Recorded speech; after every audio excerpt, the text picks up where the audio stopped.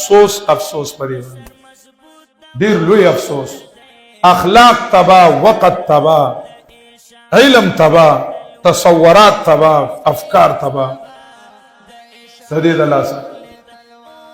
ډیر چې کمدنو غلط سیز ځای واغست، غلط سیز بے حیاي ځای واغست، غریانه واغست، ذهنی طور اخلاقی طور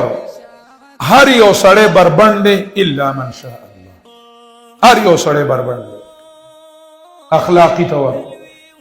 دنه په ذهن کې د بربندو جنکو تصویران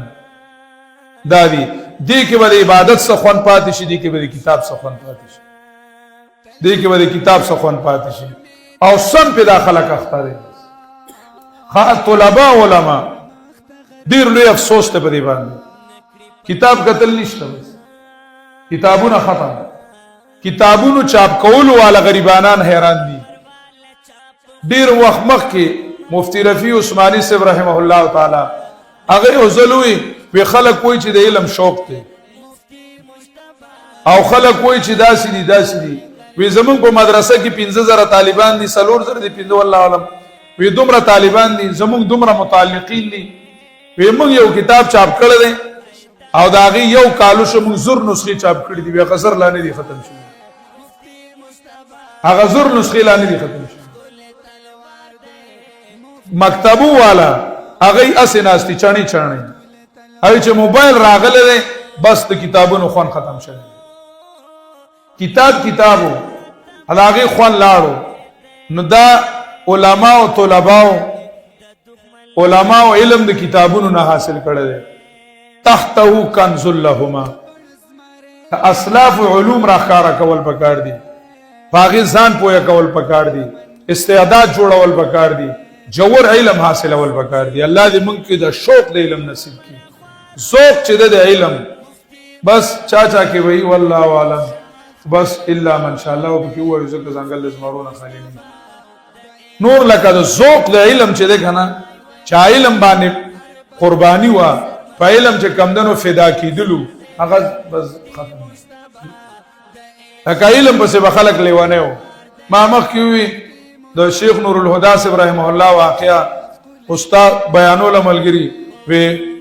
استاد سے کمدنو وته وی چې د کتاب ټیم نشتا او ټیم به د سهار د بانګ سره بانګ نمخ کې یو غنټه او شرط په سره دی چې غواله به کمدنو یو ګډه واخر وړي مازیګر او ور سره به کمدنو دوه ګډه د غره نه راوړي عوام به ته یو شرع تعذيب وي، یو شرع تعذيب هغه ته زو تیار. اوس طالب ته وای زدل ته داخل سر نشه گنجه کوله پاسه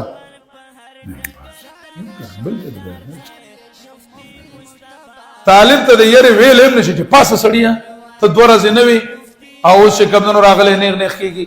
وای و چې پاسه راته وای صحیح ده کنه بل مدرسې لګي بل بستر به وستل بیا بوله ته چټاکای ته داړای وای رضا کای وي ته بیا رضا کای دا چې کمنو د علم ذوق ته زمون بالکل اړو.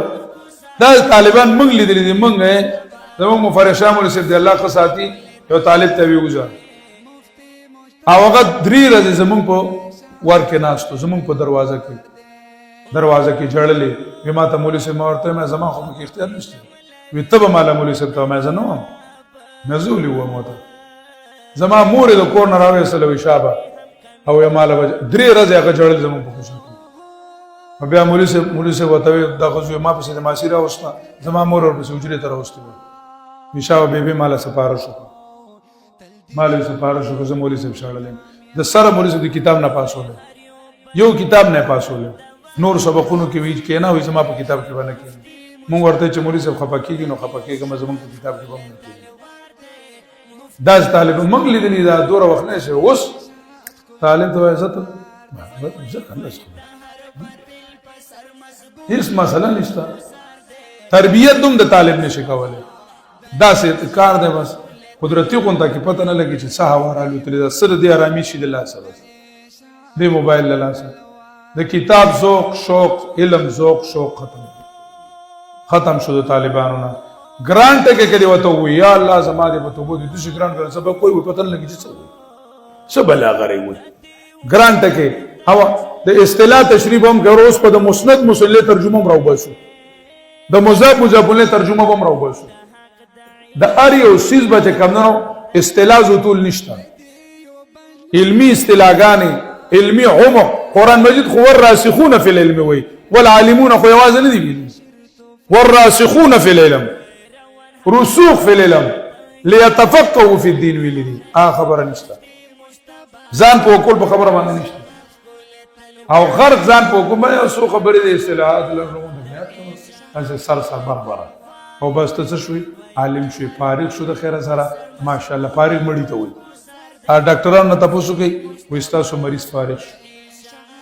مړ شي وي تاسو مریض شو تاسو کوي ډاکټرانو نه کنه اوس وته نوې نوم ایکسپایر لوي تاسو مریض شو فارغ لوي ایکسپایر شو فارغ مړی ته ویل کیږي دا چې کمنو طالب فارغ شو او بیا ورپسې چې کمدنو د ناوې گاډي راغلی ناوې پورته بوځي بې غیرته شرمېږم نه چې ته د ګاډي ته خېږي څنګه دا ناوې شوې ګاډي په تا پسې راغلی دا دله ورته وکېږي ناوې ورته خېږي دله دی به د دین خدمت څه وکړي دا سوچ په کار دی لږ احساس په کار دی علم